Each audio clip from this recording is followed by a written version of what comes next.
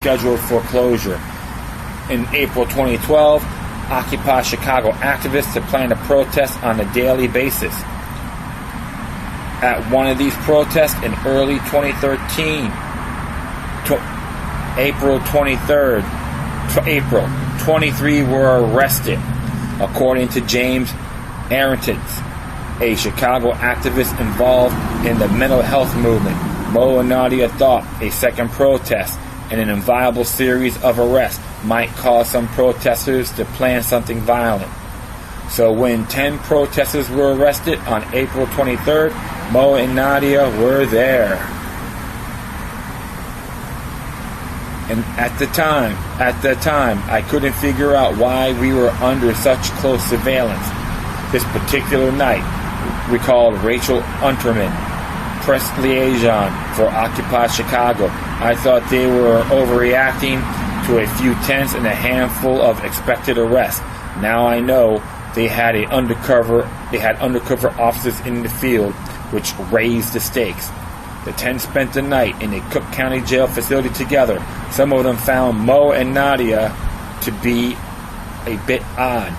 When she walked into the police van was the first time I'd never seen her. Christina Pillsbury told Truth Out, a University of Chicago student who was arrested with Nadia that day.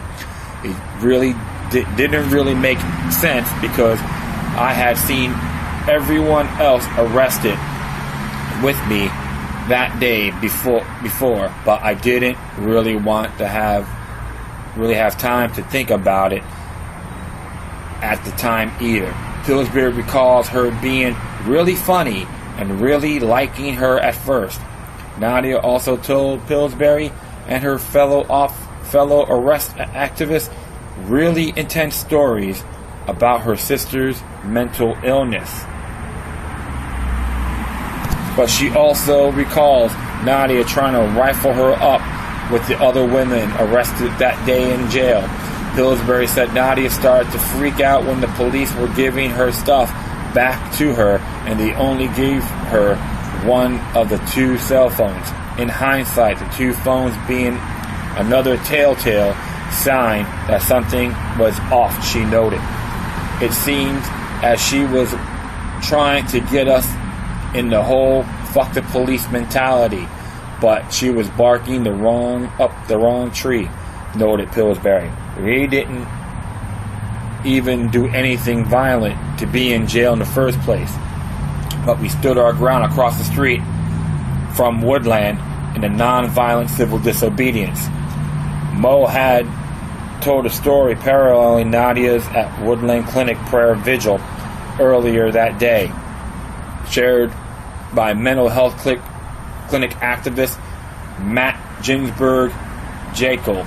Mo said he had a cousin struggling with mental health issues, and that's why he felt strongly about the events unfolding at Woodland, compelling him to take part in them. Mo also played the violence game. While in lockup, he approached one of the arrested activists. "What's our next step?" he asked Ginsberg Jekyll. "We need to step this up a notch." Interesting.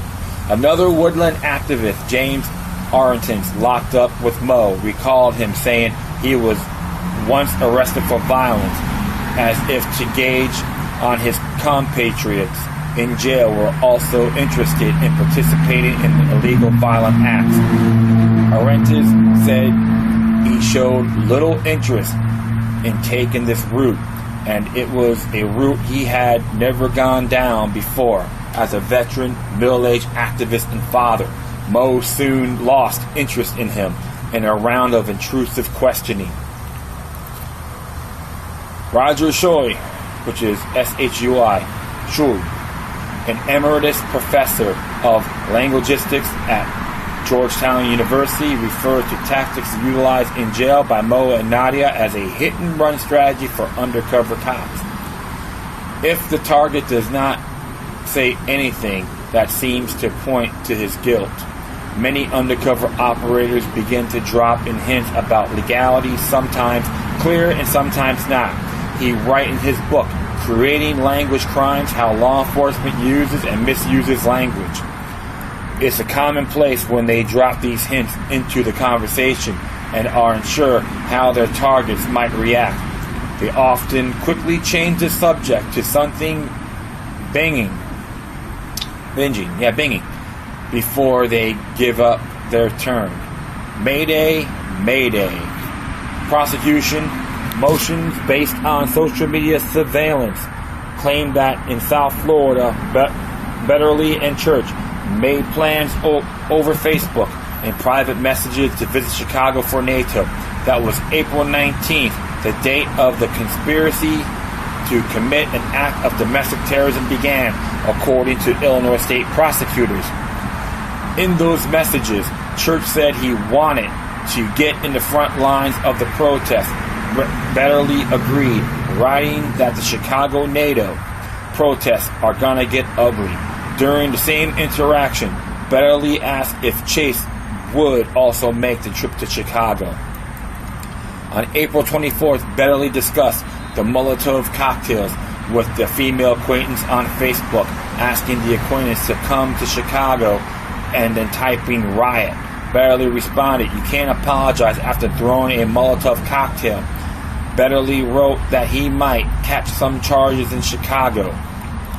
Chase, Betterly, and Church were part of the Black Bloc for a large march planned on May 1st, known by the leftist activists as May Day. Black Bloc is a protest tactic which activists dressed in all black, often wearing bandanas, ski masks, and other clothing to conceal their faces and identities and to appear as one group in solidarity. On May Day, Nadia and Mo were there posing as members of the bloc. Occupy sources said Nadia was pushing for militant police violence within the Black Bloc, which can be seen on a YouTube video as well, which it is linked on this page. I'll just keep going here. Later that night, Church reportedly told Mo and Nadia that he wanted to find targets for the NATO summit. Occupy sources said Nadia actively attempted to provoke violence that night, asking people if they wanted to go out into the streets and light dumpsters on fire. That never panned out. On May 2nd, Church met up with Mo and Nadia in Chicago's financial district. According to prosecution motions, Church immediately told the undercover officers to remove the batteries from their cell phones so that the conversations could not be subject to government eavesdropping. Church had come there with an assault vest, as he told Mo and Nadia he would like to fill with foam for more cushioning. On that day, he also allegedly asked Mo and Nadia where he could purchase a filter from an Army Plus store, aka a gas mask, and where he could buy 3 assault rifles plus a long rifle. Mo and Nadia said Church told them, "If cops are going to be pointing me out and an AR at me, I'll be pointing it one back at them." Then he claimed he also said he wanted to make smoke bombs to throw during NATO summit, and that he owned a bow and arrow that he could shatter a window. Church allegedly formulated a grand plan that day with Mo and Nadia to attack 4 police districts and destroy as many police vehicles as possible. He'd do the latter by bringing together groups to destroy police vehicles days before the NATO summit. Church reportedly also said that he wanted to hit a Chase bank and shoot an arrow through Mayor Emanuel's window. "If everything goes according to plan, I'm leaving right after NATO," he allegedly told Mo and Nadia during this meeting. "The city doesn't know what it's in for, and after NATO, the city will never be the same," he reportedly told Mo and Nadia. On May 4th, Brian Church and Jared Chase met with Mo and Nadia at a park in Chicago's Bridgeport neighborhood. At this meeting, according to CPD search warrant documents, they discussed destroying police vehicles parked in a police parking lot during the NATO summit to damage and disrupt their response to protesters. On May 8th, Mo and Nadia were invited into the Bridgeport apartment for the very first time. While there, the CPD search warrant documents allege Brian Church invited them into a bedroom and showed them a bow and arrow with 10 arrows, 2 metal swords, 1 silver Chinese throwing star, 2 knives with brass knuckle handles, a black gas mask, knee and shin pads and arm pads. He also told Mo and Nadia he made a homemade mortar. Chase allegedly asked 2 undercover officers where he could buy cocaine or heroin. On May 14th, the use of Molotov cocktails during the NATO summit was first mentioned by Church to Mo and Nadia.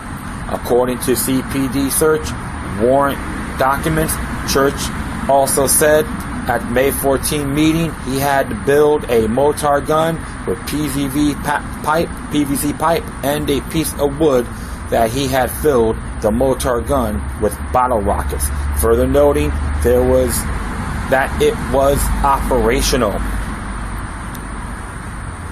Church also told Mo and Nadia that he seemed like 2 anarchists in a pod and he would like them to travel with him to other states during his activist journey.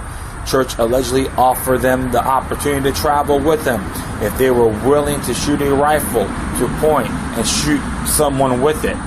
On May 16th, the day of the raid, Mo and Nadia met the NATO 3 for a protest and convened at the Bridgeport apartment later that night, according to CBD search warrant documents. Once inside, they discussed how to make then constructed 4 Molotov cocktails for use at the NATO summit. Mo and Jared left for BP to buy gasoline for the Molotovs, the last necessary ingredient for the cocktail. Yep, and Truth Out has obtained the video on what appears to be Mo and Jared Chase purchasing the gasoline from the BP station, published from multiple angles for the first time, and they have like 3 video links on here as well. Church handed off one of the officers a knife and advised him to cut a bandana in strips for use as fuses for Molotov cocktails. A February 15, 2013 court document states, Betterly cautioned the gasoline should not be poured directly into the cloth. The cloth should be soaked in the bottles. Chase poured the gasoline into the bottles and then turned the bottles over so the strips could be soaked. While making the cocktails, Church allegedly asked Nadia if she were ready to see police officers on fire. That's when the police decided to act that night. Officers from CBD and the FBI raided the Bridgeport apartment.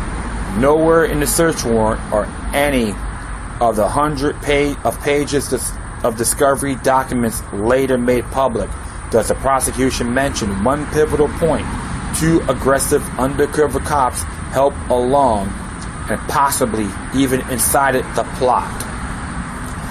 Yeah, I'm going to be stopping here for the moment, and I'm going to continue it to part 2 because I know I have a 30-minute limit. However, there's some really interesting links on that too, including the warrant and even the terrorist charges as well. So just sit tight, and I'll be right back for part 2 of this episode.